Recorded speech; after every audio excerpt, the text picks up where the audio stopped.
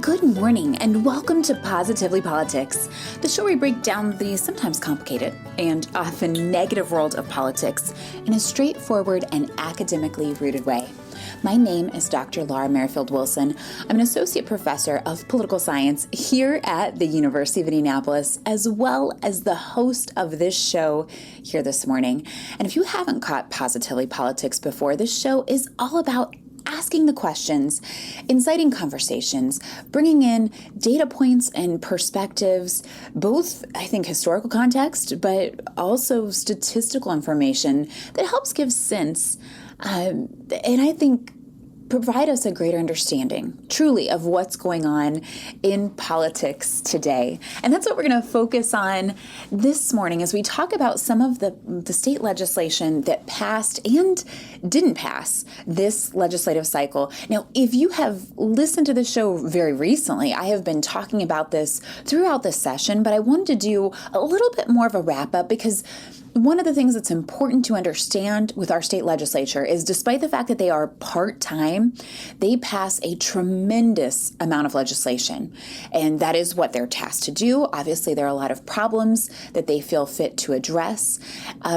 But there's a lot of stuff that passes. So I guess in a way I'm trying to justify myself by saying, I know I've talked a lot about the state legislature and I realize they adjourned almost a month ago. But before we roll into full-time election season swing, I wanted to do right by some of the bills that I thought were really important this session. And either I didn't get the opportunity to discuss as much, or maybe you, quite frankly, just didn't get the opportunity to hear about. So I'm going to start with one piece of legislation I think is really important, in part to me, because I remember when the initial policy discussion happened when I just moved to Indiana.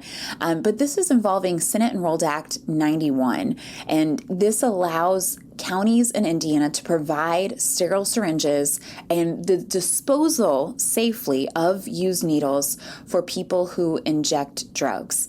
Now, this one's kind of interesting because at the end of the state legislative session, right, the governor said he was not going to sign it, but he was not going to veto it. And procedurally, what that means is it is essentially made into law, but you will not have formally the governor's signature. So it's a symbolic move, but it's an important move, certainly for Braun. And it highlights one of those divisions that we talk about this as needle sharing. Sometimes I feel like that term, though commonly used, has probably come under a little criticism. It's a little harsh, maybe you might say, right? A little crass.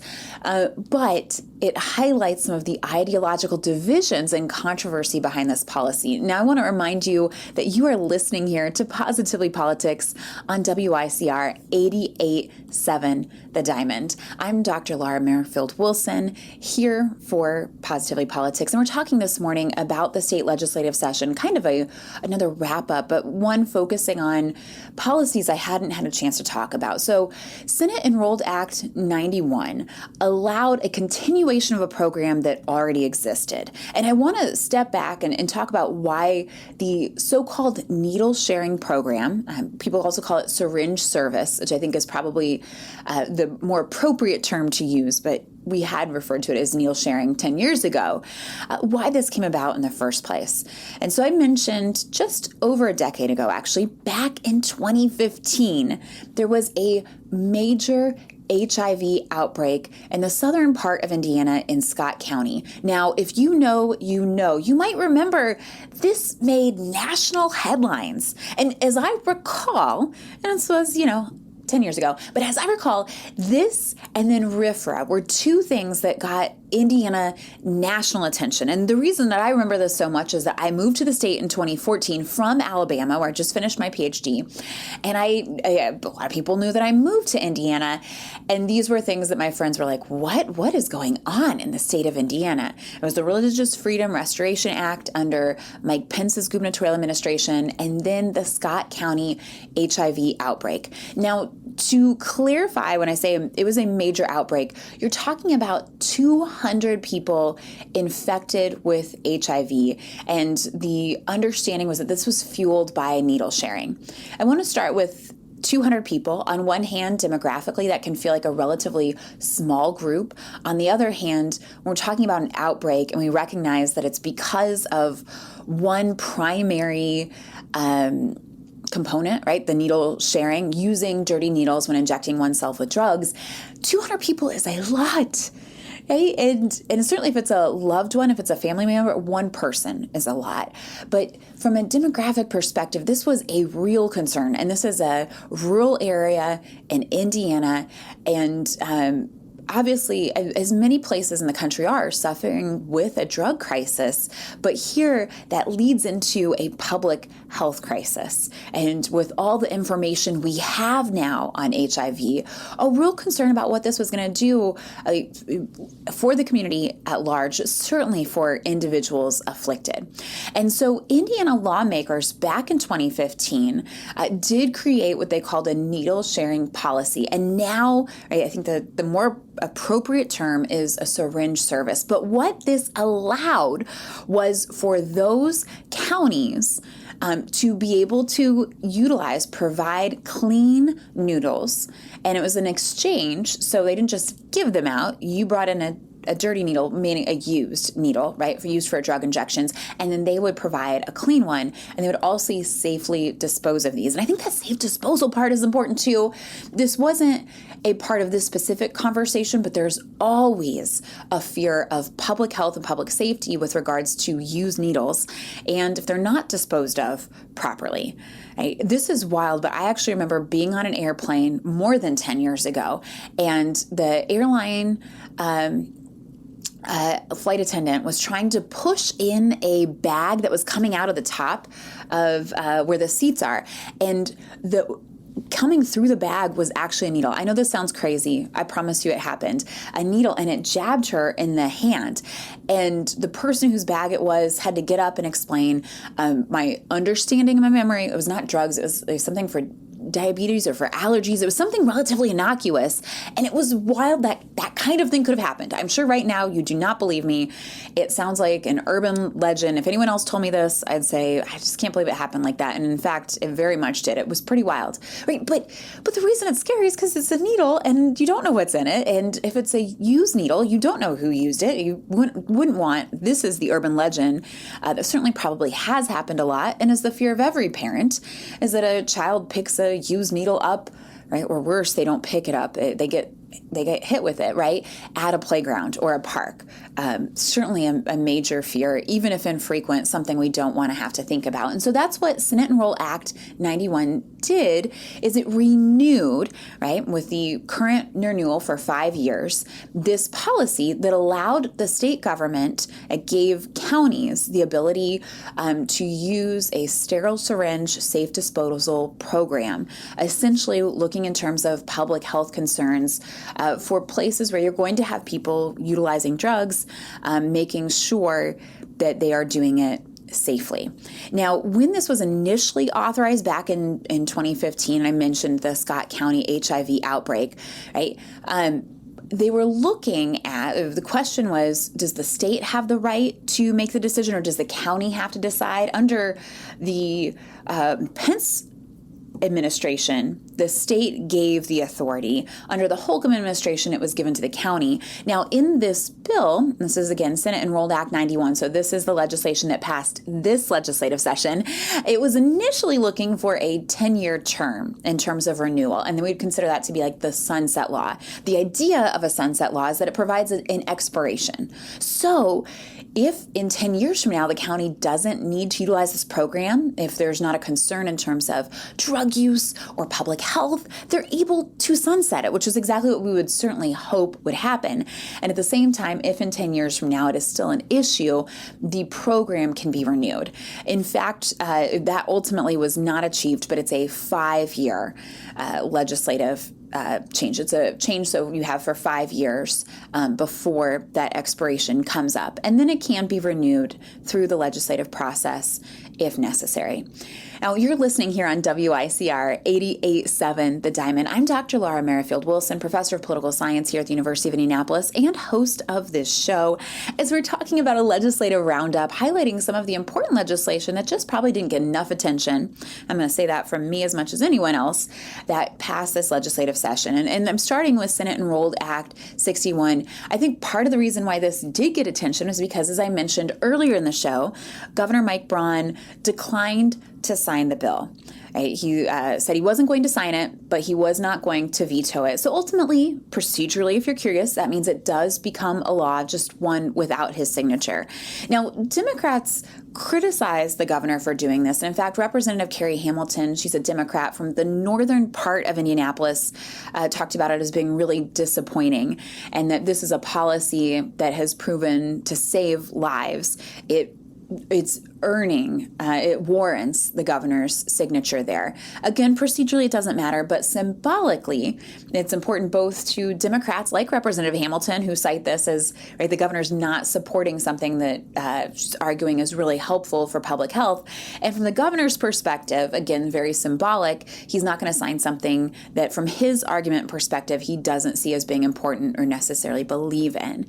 Now, when we're looking at this legislation, it's a continuation, so it's not something necessarily new, but I do think this is something important that we've seen in Indiana, and this was one that was important in the legislative session. I want to change and look to another bill that I thought was fascinating, and I actually just learned about at the end of session. It went through, so this has passed in different ways, right? But the language was part of a different piece of legislation initially. That one didn't pass. This was added in elsewhere. But in House Bill 1249, this is where the language was added. The new law in Indiana prohibits unauthorized drones from being a part over someone's property without their consent, and particularly looking in terms of concerns with farm safety. Basically prohibiting it and criminalizing it. If there was an unauthorized drone that didn't have consent, hence unauthorized, it would be essentially a Class A misdemeanor. And I want to start with this bill. Again, this was legislation that passed. The language was added when the original bill failed, but this was in HB 1249 as to why this legislation would exist. And I think it speaks to an increase of value in terms of technology, right? What can a drone provide? When drones initially came out, I'll tell you, my husband, I think my son got one as a gift, like a toy drone. Like, it was fun to fly around and to take pictures or video. It was a silly little thing, is really what it felt like. And granted, the ones that my family would have had the money to purchase were pretty innocuous. They were just flying in our backyard. We weren't going into other people's property. But you might recall the Chinese drone/weather balloon, right? It was a couple years ago that flew off the coast of China and accidentally wandered into other countries' territory, right? The United States, and then was shot down. And there's questions about whether or not it was a spy in the country. China said, no, it was just trying to analyze weather, right? But you can recognize how these drones can be a violation of privacy, and there are safety and security concerns that come along with them. So in terms of farming and agriculture, obviously still a major industry here in the state of Indiana, there was an issue, a real fear that you would have these unauthorized drones flying over farms, right? And there's actually people have cited this. Ryan Hoff, who serves as the Senior Director of Government Affairs for the Indiana Farm Bureau, talked about this in testimony and said, look, we know farmers have said, we've seen these drones. They don't have our consent. We don't know where they're coming from. And I think that is an important piece of drone itself. Why it's a security issue? Because you don't actually see the controller, right? Versus somebody in a car on property they're not supposed to be. Well, you can see it's the person driving the car, right? Or somebody walking on the property. Well, it's that person right there. But you may not know where the drones are being operated from. And the concern in terms of agriculture, right, can have a safety, it can have a security issue. Quite frankly, it is an invasion of privacy, even if it's none of those things. I don't own a farm, but I wouldn't like to see a drone overhead my backyard, right, while my children are playing or while I'm there, or quite frankly, even while I'm not there. And so that's what we saw in the language that was added to HB 1249 that ultimately passed this legislative session. So preventing drones from being allowed to fly over unauthorized land without consent, and making it, and I want to add into this part because I think it's important, making it a Class A misdemeanor. Now, if you're just tuning in, you're listening here to Positively Politics. I'm Dr. Laura Merrifield Wilson, and this is WICR 88.7 The Diamond. We're talking about legislation that passed this session. Right now, focusing on HB 1249. That was the bill that targeted unauthorized drones, particularly with regards to concerns in terms of agriculture and farming. And a Class A misdemeanor, right, includes criminal trespassing, of which this makes natural sense. You say that this falls in line with it. Things like possession of a controlled substance, dealing marijuana, theft up to $750, domestic battery, criminal conversion, OWIs, right? So these would all be examples of other similar criminal charges, the Class A misdemeanor. So it would be a relatively serious charge with significant weight here in the state if you were caught violating that law, and that concern over flying a drone when you do not actually have permission to do so.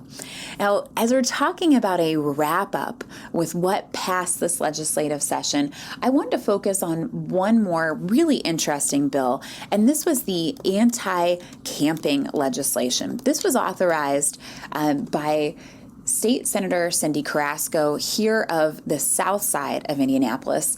And the language itself, in terms of how you might title it, I think speaks to the controversy. So this was Senate Enrolled Act 285. As the name implies, it did pass and has been signed. Essentially, what the legislation does is make it illegal to use public land for long-term camping or sleeping under the new law. Some will call it anti-camping. Some will call it a homelessness ban. It comes on the heels 2 years ago off of a Supreme Court case in Grants Pass, Oregon. And this was Johnson versus Grants Pass. It was a question over whether or not a city could essentially criminalize homelessness. And they had a city ordinance that made it unlawful to sleep in public areas for certain periods of time, basically an overnight period. And so the proponents argued this was for public health and safety reasons. Of course, opponents challenged it was essentially a homelessness ban, and there was no place for the homeless in that particular community to go. There wasn't availability in any nearby shelters, so essentially it would kick them out, so to speak. And I mentioned that this Supreme Court case was in Oregon, right? While homelessness is a challenge for all communities nationwide, we especially see on the West Coast and in general, places that have warmer climates struggle with homeless challenge more, I think for obvious reasons there.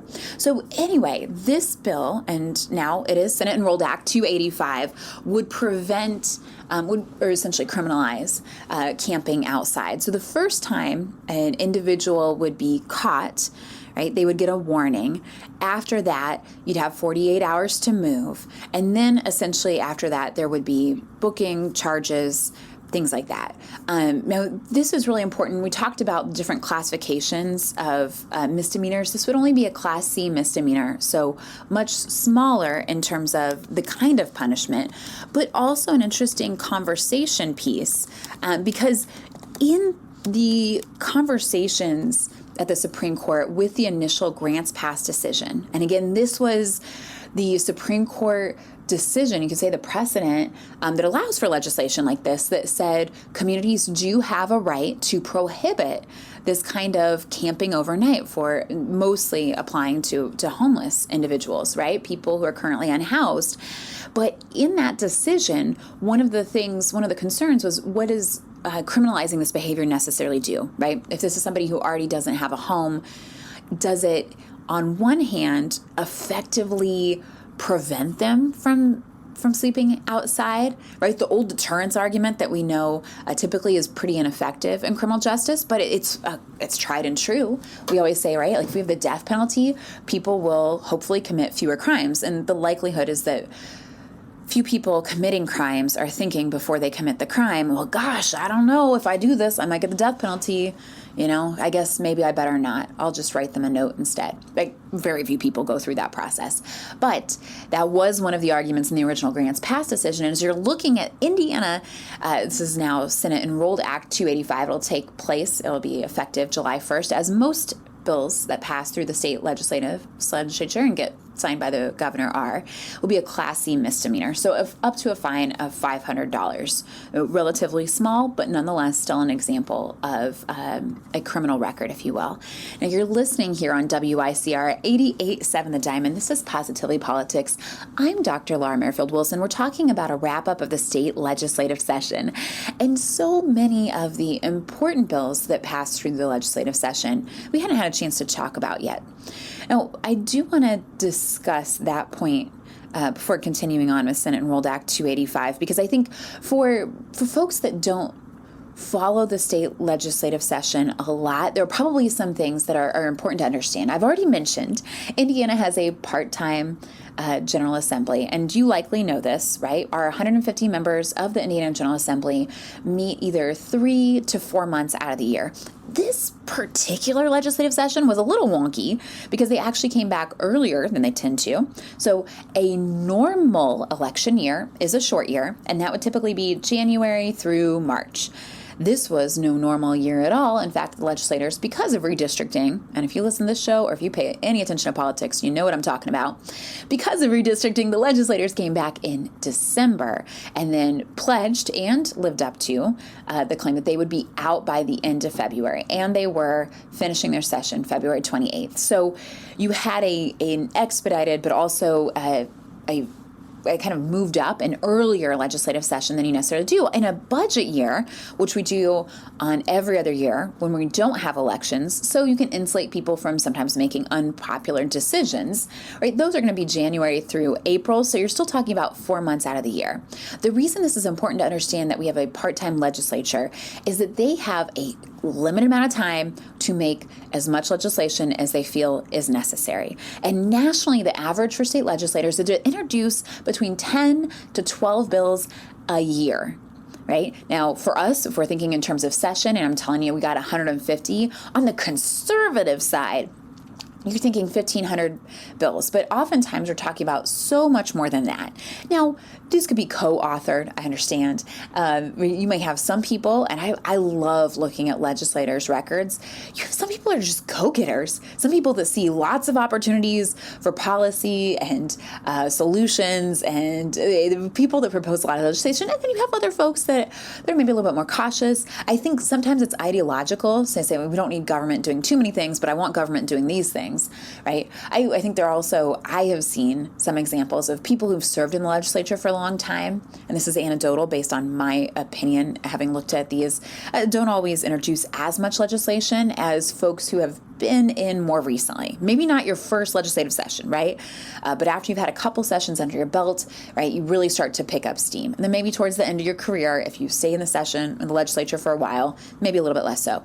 But of those 10 to 12, which is our national average for how many bills a legislator will introduce, we estimate less than a fourth are actually going to be passed into law. So the two that I have been talking about at the beginning of the show, that was House Bill 1249, also talking about Senate Enrolled Act 91, and then more recently talking about Senate Enrolled Act 285, right? All of these bills are some of the lucky ones. They make it out, right? They get through both chambers of the House and the Senate. And with the exception of the syringe sharing program, right, they are signed into law by the governor. Now, we did not see any gubernatorial vetoes this legislative session. And if you wanted to say, Dr. Wilson, what was the most surprising thing that you saw this session? Quite frankly, the most surprising thing was the fact that there was not more animosity. There was, I'm going to say, a conciliatory, warm, very effective, let's go there, very effective relationship between the state legislature and the governor,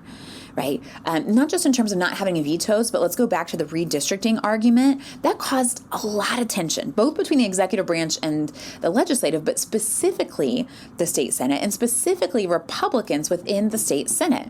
The governor had actually said, Governor Braun said, I will support primary challengers against you. And financially, it doesn't seem that he has done that yet.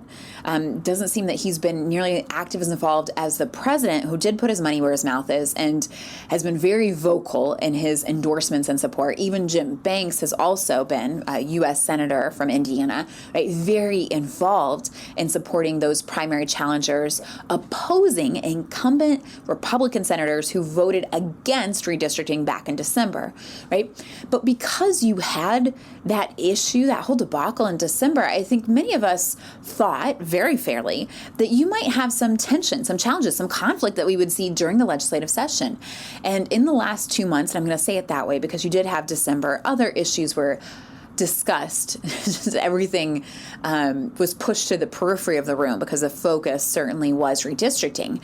But in the January and February months, you didn't see that kind of tension. What I suspect is Governor Braun was working with his legislative liaison, but really working with the state legislature in much more of a behind closed doors, right? And we call an insider strategy. Right? The insider strategy in legislation is when the governor works with and alongside state legislators to get done what he wants versus utilizing an outsider appeal, which would be going to voters, right? And to the media and publicly saying, make sure your legislators do this or that. What we oftentimes hear in a state of the state or the national level, a State of the Union address, right? It's that public plea. And I think probably because of some of the things that happened in December, the governor approached this session differently in that regard, right? It felt much more insider in strategy and approach and seemed to be really effective at aligning with what the governor wanted to see out of the legislative session and what the legislators actually did, which is really unique in Indiana because I think back to the Holcomb administration. A lot of times there was some acrimonious relationship. You'd have the Holcomb veto, the state legislature would easily and quickly override that veto. And even in the Pence administration, where ideologically it felt like the state legislature was more aligned with the governor relative to, let's say, Holcomb, who seemed to be more moderate. Pence was more socially conservative, certainly. But even then, I think you saw some tension. Right? Sometimes you just felt like they didn't get along. They weren't on the same page. Now, I want to be clear. That is okay. That's actually a really good thing for democracy because that's why you have checks and balances, and that's exactly what they do. But at the same time, right, from a governor's perspective, you want a high batting average, so to speak, meaning you want to be successful in promoting your programs and getting them through the legislature. And from the legislator's perspective, you have your own constituents, you have your own interest. Remember, when we talk about legislation, legislators represent a fraction of Hoosiers. For our Indiana General Assembly members, those in the state Senate represent about a 50th of Hoosiers, their constituency, right? And the Indiana House of Representatives represents half of that, right? 1/100th. The governor, in theory and truly in purpose, represents the entire state, or at least has to consider the entire state. A win for a governor's office is going to be a little bit more complicated maybe than what necessarily looks like in the state legislature. And so that's why when we look at this legislative wrap-up and you see the bills that passed, and I think some of these things that are really important that align with the governor's interest, or in the example of the syringe sharing service, right? Senate Enrolled Act 91, things that don't, but were not worth, from the governor's perspective, the time to veto the legislation. Why? Even though he disagrees with it, it passed through a supermajority of Republicans in both the House and the Senate. And because of that, you do have the party stamp of approval. It's probably not worth the governor's interest to go to bat against this specific issue, even though he declined to sign it because he doesn't necessarily agree with the legislation. Now, there's a lot more you could talk about the state legislature, but we are going to start to transition the show next week, focusing on elections, because that's right. We are, believe it or not, almost just 1 month away from the primary. And oh, what a primary season it'll be. As a highlight, you see Democrats running in 91 of the 100 House seats. You see Democrats running in all 25 of the state Senate seats. I'm not sure this is a year that Democrats will break the supermajority of the Republicans in the General Assembly, but it's certainly a year of possibility. We also have some interesting primaries for congressional races that I'll want to highlight too. And of course, we'll be talking about how national issues are influencing our state politics and the extent, and I think this is a really big talking point right now, right? To what extent is politics still local? Well, I'm going to make an argument about it, but you're going to have to wait until next week. I'll be here again on Positively Politics on WYCR next Saturday at 11:30. I'm Dr. Laura Merrifield Wilson.